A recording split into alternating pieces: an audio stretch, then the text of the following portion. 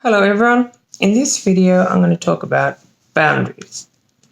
I'm going to talk about safety in peer support, confidentiality, and boundaries.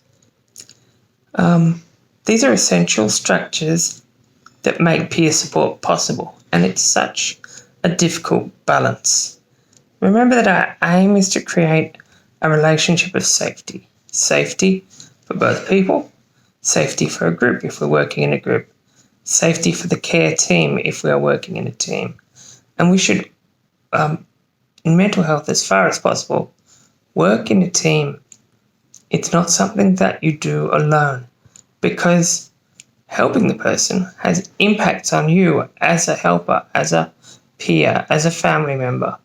So you need to have your emotional, physical, social supports in place to support that impact on you, so that you're not falling down like dominoes. It doesn't help a person to take on their burden and then collapse underneath it yourself.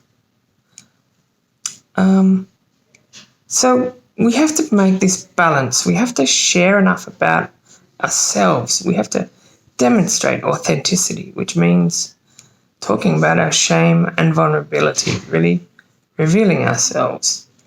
But we need to keep personal boundaries that are safe, that maintain our health and well-being.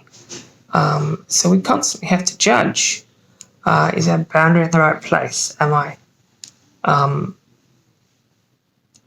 being authentic, but yet keeping my integrity enough so that I'm not stumbling into boundary issues and conflicts and ending up not doing peer support, but potentially causing harm or making ourselves unsafe.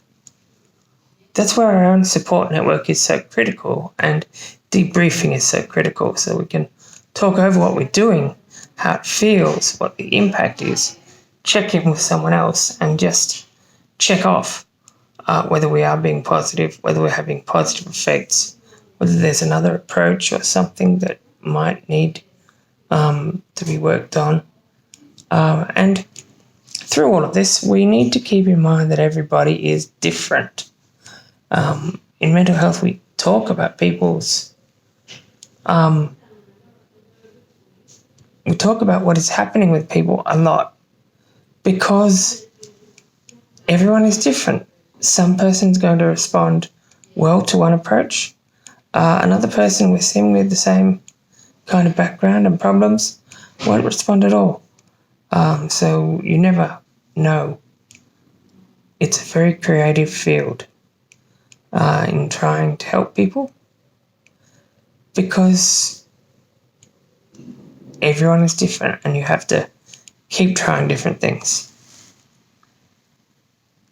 I worked in the clinical sector, and I learned to appreciate and trust clinical support. That's a fairly unusual thing, I think, as a peer support worker. I learned to appreciate clinical debriefing, and that's because it is such a different perspective. I'm coming at things from a what does it feel like, what's it like inside, what's the experience perspective. They're coming at things from a what are the symptoms, what is the person doing, what effects it's having on them, what effects it's having on other people. I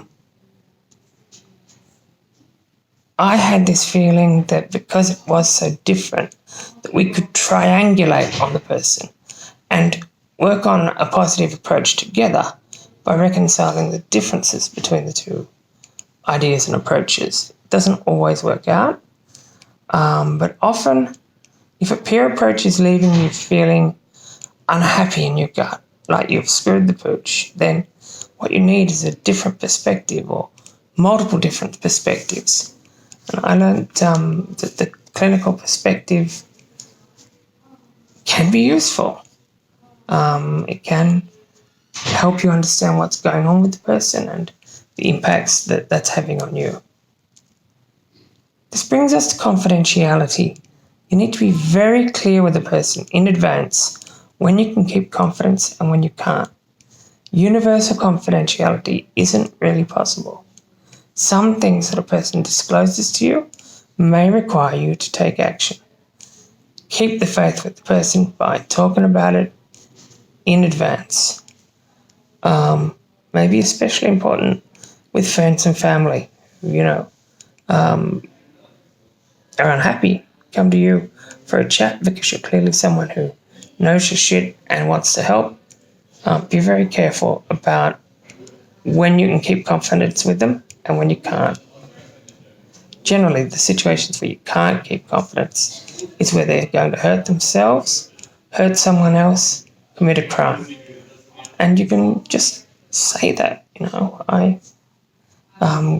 will keep your confidence, but not if you're going to hurt someone else, hurt yourself, or commit a crime.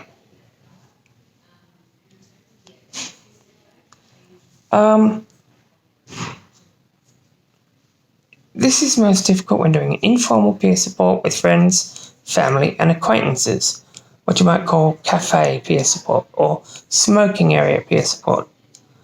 This is actually the most common and important kind of peer support. It goes on in mental hospitals every day, in the kitchens, in the smoking area, informal peer support. However, it is important that you keep these issues of boundary, safety, support, and confidentiality in your mind when you're doing informal peer support. Cultivate your own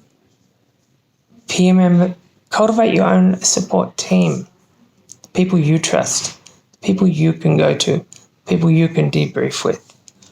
Have a circle of support for when you need it. Thanks. I hope this is helpful.